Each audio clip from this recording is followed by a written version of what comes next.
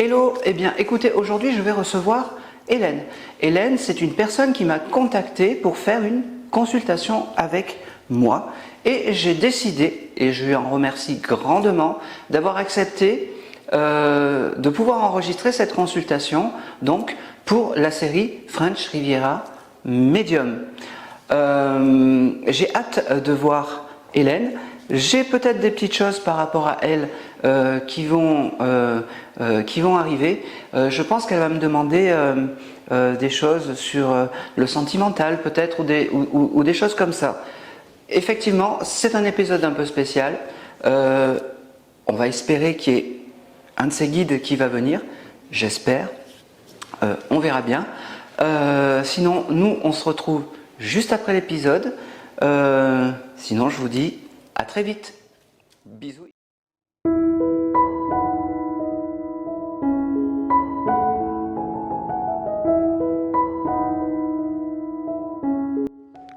Alors, la première chose que je reçois, je ne sais pas si pour vous la famille c'est sacré parce que j'entends parler de la famille. Oui. Votre papa il est toujours vivant? Non. D'accord. Est-ce que c'était peut-être pour lui que vous veniez aujourd'hui? Une petite partie. Oui. Une petite partie. Alors on va commencer par la petite partie papa, parce que... Comment il s'appelait? Il s'appelait Hassan. Hassan. Hassan, la première chose que je vois, est-ce que c'était quelqu'un qui pouvait aller au marché? Tout le temps. Tout le temps, c'est la première chose qu'il m'envoie. Ouais. Il devait avoir un panier, un espèce de panier, oui. Et puis sa vie c'était les marchés, c'était où il y avait du monde, où oui. Peut-être qu'il avait aussi un vieux vélo, une vieille mobilette. Alors ça remonte peut-être à plus loin, mais ce côté marché et échanger, et puis oui. Je sais pas, après aller dans le restaurant du marché pour parler avec ses amis, ces choses oui. Comme ça. Ça c'est ce côté bon vivant que je vois. Juste une question, il avait une petite moustache comme ça? Quand il était jeune. D'accord, parce que moi quand ils viennent me voir, comment dire, il se représente où est-ce qu'il était le mieux et où est-ce qu'il se sentait le mieux. Et je pense que quand il avait cette moustache, c'est la vision qui m'envoie où il était bien. Oui, c'est quand il était plus jeune. Oui. Ok. Vous avez une sœur? Qui est partie. Oui. Ah ouais, et elle est avec votre papa. Ouais, parce que elle me dit je suis avec. Pleurez pas. Je suis avec. Parce qu'on me demandait de parler de la sœur en fait, et ils sont ensemble et les deux vont bien. Je sais pas pourquoi. Comment elle s'appelait la sœur? Elle s'appelait Laïla. Laïla. Ok. Ah Laïla, elle me montre comme alors je sais, une petite fille. C'est marrant, elle est partie jeune. Oui, elle avait 44 ans. 44 ans. Je la voyais plus jeune, alors c'est très bizarre. C'est comme si physiquement elle était beaucoup plus jeune que 44 ans. Parce qu'elle était très jeune de caractère. D'accord. Très jeune. Et je suis persuadée que c'était une personne. En fait, Laïla, c'était ta sœur, mais je sais pas. Elle voulait, elle voulait être la princesse. Elle voulait chanter. Elle voulait. Oui, elle aimait la musique. C'est ça. Oui. Et peut-être que son regret, je vais lui dire, peut-être que le regret en fait de Laïla, c'est de pas s'être produit ou de pas pouvoir chanter pour les gens assez de ce que j'entends. Oui, elle aimait beaucoup la musique, beaucoup. Elle aimait danser aussi. Oui, alors danser elle me l'a pas montré, mais je la voyais comme ça et puis elle. Alors, excuse-moi si j'ai des coupures, c'est parce que je veux tout capter vraiment.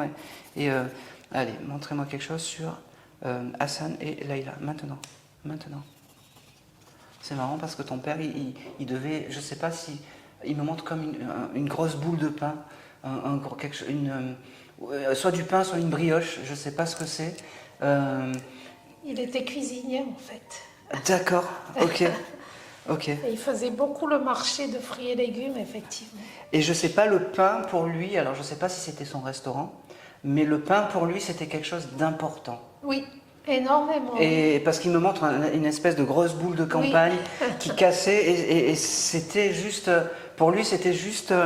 Il aimait beaucoup le pain, mon papa. Eh ben, ça il me le montre. Il m'envoie beaucoup d'amour par rapport à toi. Par rapport à ta sœur, pour l'instant, j'ai pas beaucoup de messages. On sait qu'elle est là, qu'elle est avec ton papa. D'accord. Elle m'a envoyé qu'elle voulait chanter tout ça. Elle va parler sûrement un petit peu après.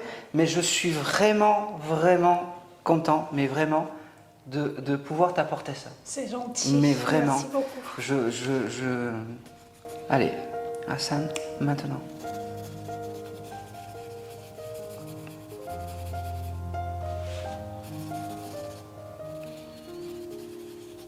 Est-ce que ta soeur avait une fille? Oui, elle en avait plusieurs. Plusieurs? Parce qu'elle me dit qu'elle est fière de ce qu'elles sont. C'est-à-dire que je ne sais pas ce qu'elles font dans la vie comme travail parce qu'elle ne me l'a pas montré, mais en tout cas, elle est très fière de ce que sont devenues leurs filles. Est-ce que tu pourras transmettre le message? Oui, voilà, si je les vois. Si tu les vois. Pourquoi tu ne les vois plus? Parce qu'il y a une petite coupure. D'accord. Familiale. Ok. Et ben c'est peut-être pour ça qu'elle est venue nous voir aujourd'hui en disant faut enterrer l'âge de guerre et bon après je t'envoie les choses, tu fais comme tu veux. Voilà, tu sais que un jour si tu as envie de le faire, tu le feras, mais c'est toi qui décides. Moi je t'envoie juste les informations.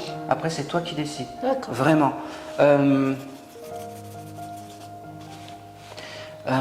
Alors, ce qu'il y a de très bizarre avec Leïla, j'ai deux choses qui auraient pu... tu sais, moi, j'aime pas parler de la mort, de comment sont morts les défunts. Je préfère raconter les instants de vie du marché, des choses comme ça. Mais est-ce que Leïla aurait pu...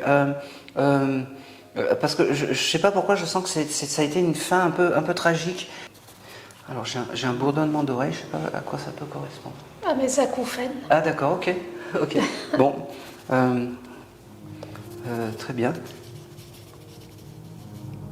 Qu'est-ce qu'il était gentil, ton papa? Oui. Oh là là. En fait, il avait deux choses dans la vie. Il avait sa famille et son travail. Oui, c'est exactement ça. Oh. Il y a beaucoup de gens qui feraient...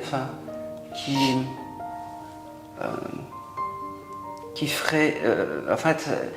ton père, il voulait être exemplaire au vu de la société. Je ne sais pas pourquoi, j'ai ça qui vient. Comme si, voilà, regardez cet homme-là, c'était quelqu'un d'exemplaire, il travaillait, il adorait sa famille. Et je pense que c'est ce qu'il voulait qu'on dise quand il ne soit pas là. Tu m'as compris? Oui, oui. Et c'est ce que... c'est ce que je pense d'ailleurs. Eh ben, c'est vraiment... C'était un papa exemplaire. Eh ben, c'est vraiment ça. C'est vraiment ça. Parce qu'il était vraiment, vraiment exemplaire. Vraiment. Mon papa, il était militaire.